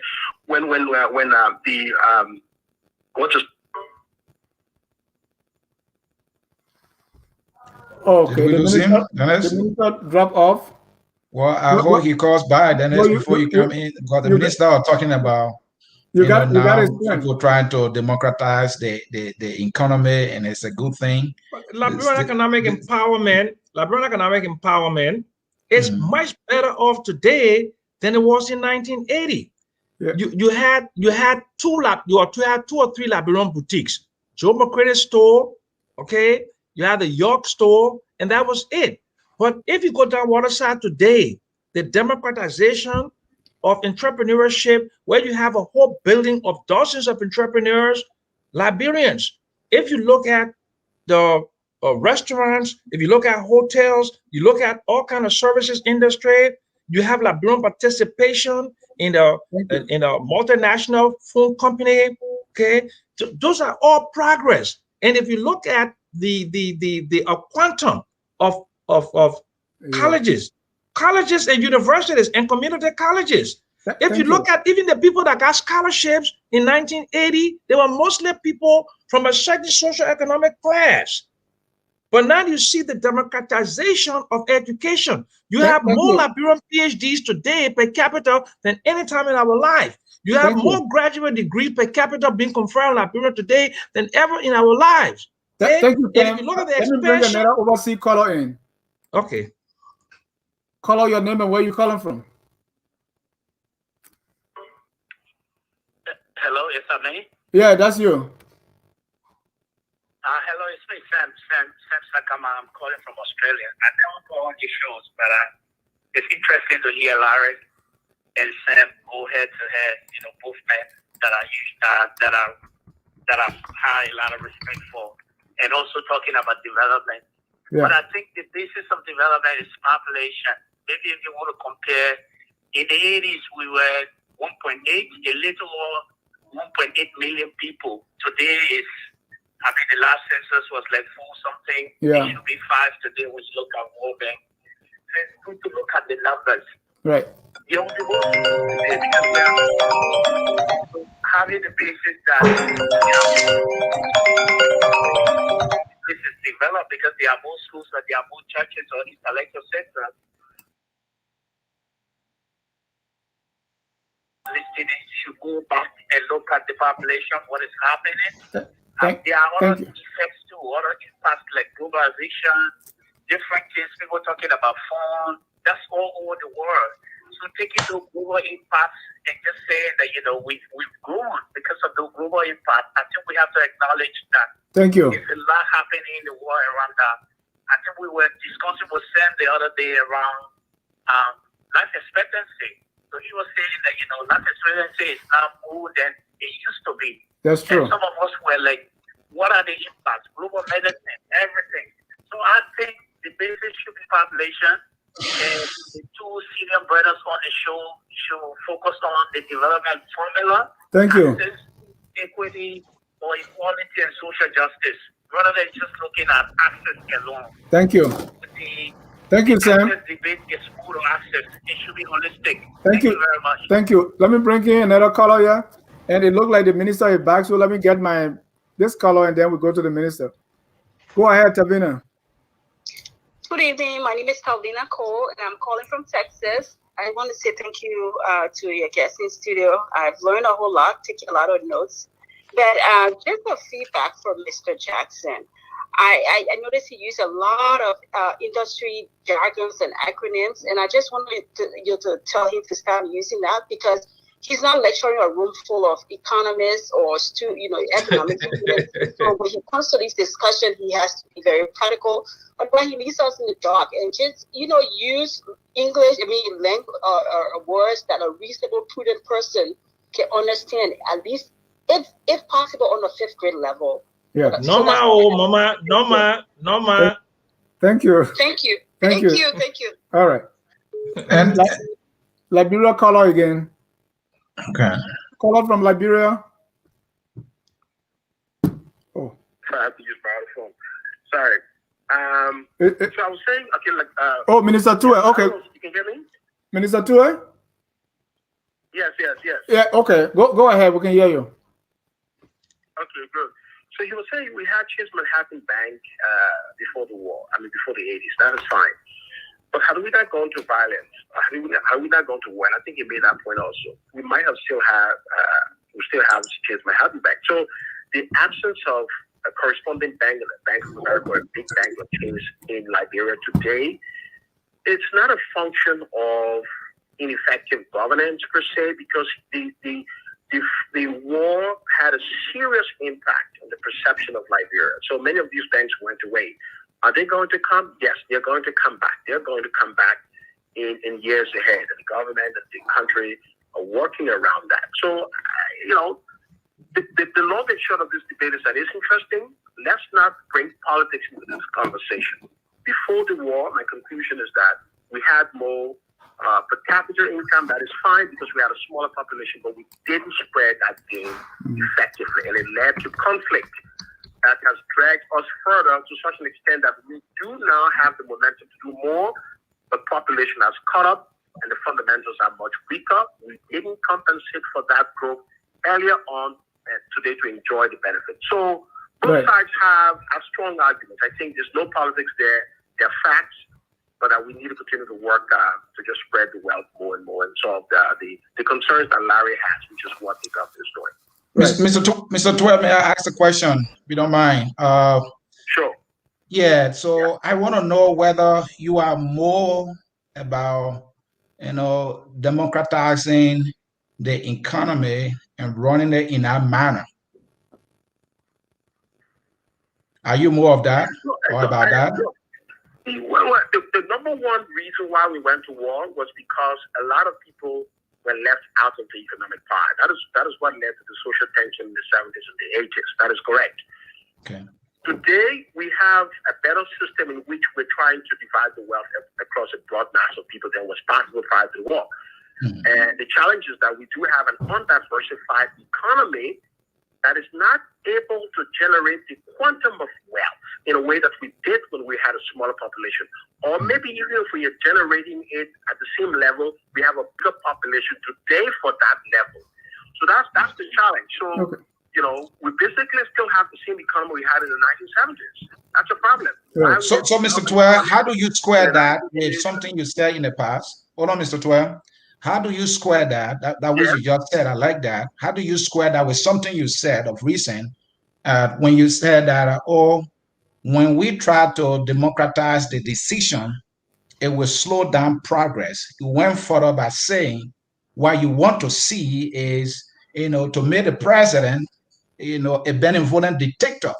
And that's what most of the Asian democracy are doing, and there's progress. So listen, How do you square that? I need to come on the shore. Yeah. I don't want to get into conversations around maybe misinformation. There's a lot of misinformation about what I say and what I don't say. I don't want this show to get into that. You can pick a time. I will choose a time and I will come. And I want Larry to be on when I come. Maybe Sam Jackson to be on when I come. Sure. So we can talk a number of things. But I find this disgusting. What I was trying to say there was that somebody had asked me. I was trying to explain the process of decision making in a democracy, that you have to get broad consensus to build a road. Okay. In a benevolent dictatorship, you probably don't need that consensus. I was not trying to root for a benevolent dictatorship, one way or the other. I was just trying to say it takes time to achieve development. You have to go to the parliament, you have to build consensus to do one thing, and then you go and do it in a democracy. If everybody doesn't agree, you can't do that thing. So you can't deliver as fast as you would deliver in Rwanda, for example, where Paul Kagame can decide, well, the 50 million we'll use it on telecommunications, or we do it to build a hospital. He doesn't have to have a consensus necessarily with parliament, because he's a benevolent dictator. So I wasn't rooting for one. I was just trying to explain why some things could take longer in Liberia, because people were asking asking in terms of time, and I was saying, look, it takes time to build a consensus to do things in a democracy. Thank you. I can come on the show and answer some of the other questions that you may have. Yeah. Definitely, Mr. Tua. We want to set that time up now, if you don't mind. For sure. Anytime you're ready for me, just let me go talk to Sam Jackson, and I'll make myself available. But I find the debate interesting, and these kinds of non-political. Minister Tua, Sam Jackson, are your appointment scheduler? Well, he's not Well, come on, man, stop it, man. I'm a friend. Thank you, Mr. Tua. Sure. Thank you. All right, let me go. I'll continue listening. All right, thank you. So let me just touch on something the minister said. And this is what. Let's write it down. Let me get my last caller for the night. Okay. Caller, you are live. 763 area code. You are live. Your name? Yeah. I'm Frederick, and I'm calling from Minnesota. Frederick, welcome to Liberia. Thank you. I just got on not too long, but when I got on, that is when Mr. Kennedy was making a point, and I just want to emphasize on that. You cannot tell me that Liberia is better off today. I mean, the common sense, we can all see that. But one thing I want to emphasize on is public safety. Public safety has to be the focus point of the Liberian government today, because you cannot attract or investor or business or company into the country when the country is not safe. We need to modernize our police. We need to improve our streets and our highways. Let's go into that. Let's discuss about public safety, because I will tell you, without public safety, Liberia will never be where you want to be. Thank you. These present days. Thank you. Thank you. Laura, now you go. So let me just touch on a couple and this is why I want Sam Jackson to just be honest and admit that we're looking at economic indicators. And yes, why? Back in 1980, the average Liberian, and of course we know the whole country hasn't been fair. There's always this focus on Monrovia, and we're not looking at the rural parts of Liberia, which is one reason why we had the situation we had with the coup d'etat. Back then, the average person was making around let's say $490 per year. Adjusting that to today's dollar, being kind of generous, that will kind of amount to around $1,685. Looking today's economy, right now, the average Liberian on a per yearly basis, per capita, was around $548. It has been falling year over year. But here's the point. You can't blame it so much on the government. The reason being, you had an infrastructure that was decimated. It's hard to say that you don't have the farm to market roads. You don't have all of those things. And just basic common sense will tell you, just basic common sense. I see I don't know, you guys are having technical issues on your side? Go ahead, we're listening. Okay. Just basic common sense would tell you that, look, back then in 1980, the infrastructure wasn't devastated like it is today. Today, the country is going through a lot of challenges because not only the infrastructure has been decimated, but there's been a lot of shenanigans going on. Some by the previous administration, some by the current administration. We cannot take the current administration out of the equation, but I'm not going to get too much into that. Yeah. Another reason to why we don't see improvement is because there's been a lot of NGOs operating in Liberia. And I sat in a meeting with the finance minister and his deputy. And I'm all for Liberia. The one thing that impressed me was they were challenging the status quo of why all these NGOs are in Liberia with billions of dollars being flooded into the country, but we don't see tangible results. Right. So the money is coming in, but it's at the same time going through the back door and leaving, and nothing has changed. So using all of those, factoring all of that in together, you can see the country just hasn't done better. There's a combination of reasons. You can look at the social part of it, the economic part of it, but Sam shouldn't sit here and just blanketly say, hey, Liberia is doing better than it was in the 1980s, not taking into account the 14 years of civil war, because that's just been disingenuous, right? Thank you, and thank you. Hi, my name is Addie Tyler from Pennsylvania, and you're watching Focus on Liberia. All right, Mr. C, let's wind this thing down. Let's wind this down. And I listened to Larry and I listened to Mr. Jackson. What I gotta hear is Larry is making the case that, look, the only way we can say Liberia is better today compared to the 80s would be looking at the overall material condition of the general population, majority of the people being improved. He's not discounting assets, but he said we'll look at assets, we will miss what's supposed to be, how do we improve or how do we measure that the people of Liberia, their lives, have improved. Mr. Jackson emphasis is on, look, the people life improved. Look at the number of schools. Look at access to cell phone. Everybody having cell phone. I can't say because I have an iPhone and Bill Gates has one, so my life is better. Somebody can say that, but in actuality, if you're looking at a certain metric in terms of improving, the quality of life, you can't compare that to that man. And that is what I'm getting from Mr. Jackson. And Mr. Jackson, my last question to you is that I see that you are dwelling on the obvious. By obvious, I mean that the war is progressing. We have phones now, internet, these things are happening in every country. People may have access, but still they are in poverty. But you are just looking at that to say, life is better for them. Don't you think that you are missing the point about the quality of life in terms of improvement? No, I didn't. And let me just basically, and this is what I'm going to do last, and I'll try to shut this down. Okay. Right. I talk about life expectancy. Okay. In 1980, it was 46.5 years. In 2021, it's 64.4 years. And Larry said it also improved in Afghanistan. You don't want to live there. So that's apples and oranges. Okay. So let's just be very clear about that. Okay. The life expectancy for a boy born in 1960 was 31.73 years. In 1980 was 44.4 years. But in 2019, it's 62.71 years. Okay. Access to electricity, the rural population, with all of the money that was spent on the open door policy and foreign direct investment, only 1.01% of the population, of the rural population, had access to electricity in 1960. Okay. Today, 4% of the rural population have access to electricity. Okay. If you look at, for example, the secondary education percentage of females, okay, in 1970, only 23.3%. You gave those statistics before. But I'm saying, this is my closing remark. Okay, because you're asking me to give you.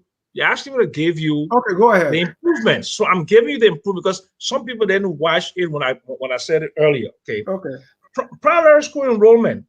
Okay. Primary school enrollment. Okay. In primary completion rate. Okay. In 1978, only 29.28% of students that are supposed to complete primary education completed. In 2006, it's 66%. School enrollment, secondary school enrollment. In 1980, 23.20%. And in 2015, 37.9%. Okay, let's go again. The maternal mortality ratio has decreased substantially by over 30%, even from 2013 to now. Okay. One more minute. So, okay. And in 1980, you basically had no infrastructure. You really didn't have any infrastructure. Let me explain why you didn't have infrastructure. Because the Broad Street, Macklin Street, and all the kind of streets that the roads going into Pipeline Road, into Door Community, the roads. So effectively, when you have all these neighborhood roads, there's some economics we call land value capture. The improvements in the land value because of improvements in the roads and infrastructure and those roads there. That's an improvement. If the government had the capacity to develop what we call at the LSE land value capture, we could be getting more property taxes from those improvements that were made by government over time. So you got more roads now in terms of number of kilometers per road, much more than in 1980. So that is where we are. Thank you. Larry? So for my closing remarks, I'm simply going to quote a dear friend of mine in the immortal words of Sam Jackson, who said, I am really sad those who say Liberia is getting better are not looking at the numbers. And again, Mr. Sam Jackson, a very close and personal friend of mine, also said he was out of his way of Liberia. Only shameless and sycophantic people who hate their country would say things are okay in Liberia. Liberia is really going through hell. This is not Larry saying it. This was one Sam Jackson who said this. The banking system is near collapse, no money. People can't take money from the banks. Liberian dollars are scarce. People are frustrated. They don't know where to turn for answers. Yeah. Those are my parting comments. So the Sam Jackson who made those statements that Liberians were going through hell, or people who were saying the country was better, were sycophants. Those are my parting words. I will let you guys let that marinate with you for a little bit, because Larry, we have a different Sam Jackson here today. That's my parting words. Larry, minus the war, will you say the country is better today than before? Let's say we didn't have the war, minus the war. What would that be? Minus the war? Yeah. Liberia would be so much better today because those multinational banks that were in the country, high probability they would have been in Liberia today. People would have access to capital. The government today will be able to borrow money directly from someone like a Chase Manhattan Bank, which is made up of multiple corporations. Thank you. That's all I needed. Absolutely. Liberia will be so much better today. It's a given. Larry, it's a given. No, Sam, you did your parting words. No need to come back. Don't come back. Just want to no, but I mean, but at least they have a dialogue with you. They didn't have a dialogue with me too. They didn't have a dialogue with me. Let's move on. I gave you the numbers, and you gave me politics. I just wanted to say that. I give you politics. I'm giving you the numbers. So you never gave any numbers tonight, Larry. All you gave was politics. I gave you how much average Liberian was making. Thank you. Back in 1980, it was 1653. Here is my take. Here is my take. I think Larry, I didn't see the numbers, and that for that Sam is right. You say guts. I mean, I don't like guts. You say common sense. I wouldn't use common sense because we want facts here. Right? Dennis, I give you the total income per person. Back in 1980, and then Larry, another thing is for me, and that's why I asked the question. Minus the war, I will go with Sam Jackson. But with the war, and I agree with that. With the war, I mean, Sam cannot, in clear conscience, say things are better because the country was ruined, infrastructure damaged, even the very fabrics of our society destroyed, and it would take time to build. Right? But Larry, you cannot discount democracy. I mean, that's big. One party, one family ruling for 133 years, and you have to be... I'm not discounting it. Maybe so I didn't get into that. I want to start with the economic arguments because Sam is an economist. I didn't get into the social. That part. You could mention it for our viewers to know that yes, this plays a very important role. So now there is multi-party democracy. There's election. There are elections instead of vote term and vote. So those are that's my take. Minus the war, we better off, but with the war, we cannot, in a clear conscience, say we better. Mr. Asuni, you eat this stuff. Go ahead. Dennis, I think I said it. Larry was more about how can we realistically measure the lives of our people today, looking at the growth in population, the growth in resources. And he's saying if you compare that with 1980, adding quality to that, we were in a better place in 1980. Sam is saying, look, there's so much progress here. More schools, more roads, more hospitals, access. Though he's not discounting quality, but he's more about access as a way of showing that we have made significant improvement. And I'm saying these things that Sam is dwelling on more, they are the obvious. Of course, we are involving, you will see with technology now, we are involving. So these are the obvious. But what I'm looking for is how do we improve the life of our people today? given the population, given the access he's talking about in terms of quality, I don't see that quality. I don't see that significant improvement with the more revenue that we have today, that I was looking for. I don't see that. And I think that's where Sam fell short. But again, I think he had a solid argument, giving numbers, but those numbers, I don't think I don't see how they translate into improving the material well-being of the people. Because the quality that Larry is talking about, he cannot measure it and convince us that these are the numbers that measure quality. And it's Larry said it, and Dennis, you just looking for numbers. Larry is saying to you, let's look at the output of a student who graduated in 1980 from Thomond High and compare it to today. The child that graduated is common sense, right? But you say you want numbers, and he gave you even the school record. Look at Martin Colley. He's coming there, and the guy is blasting. So how do we measure that? How many Martin Colleys do we have today compared to the 80s? Example, because you can't give me a number. I want you to quantify it, and you make reference to passing entrance. Liberians are coming from Liberia with the Liberian degree, and they are making headways. They are passing courses, right? They are getting their degrees abroad. So, and that's my take. I want numbers. Don't forget too that we are seeing a lot of fake degrees nowadays. I don't know, maybe you want and to who discount knows that. what it looked like in the 1980s? Maybe thicker. We don't have numbers. Yeah. Ladies and gentlemen, that's how we want to end it tonight. This is Debate Friday, and you can't have it any better than right here on Focus on Liberia, where we educate, we elevate, and promote all things Liberia. 3 p.m. tomorrow, Dr. Tukpa Natipote will be on the Literary Hour to talk about his books, his autobiography, and his book of poetry. You don't want to miss that. And on Sunday, we're going to be here. We are inviting people at random, come and tell us what catch your heart. What is the one thing that is causing you to have sleepless night concerning Liberia?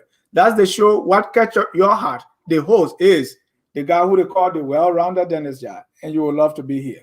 Mr.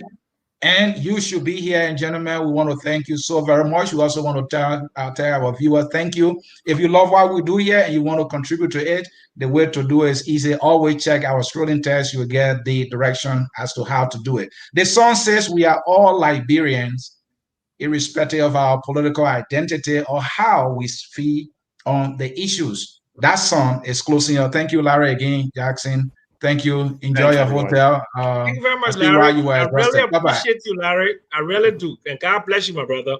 Let's keep in touch. Thanks, only a guy from JP Morgan Chase could debate me, and you did a fantastic job.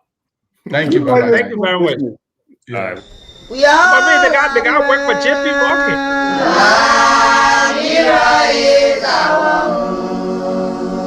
Liberia people.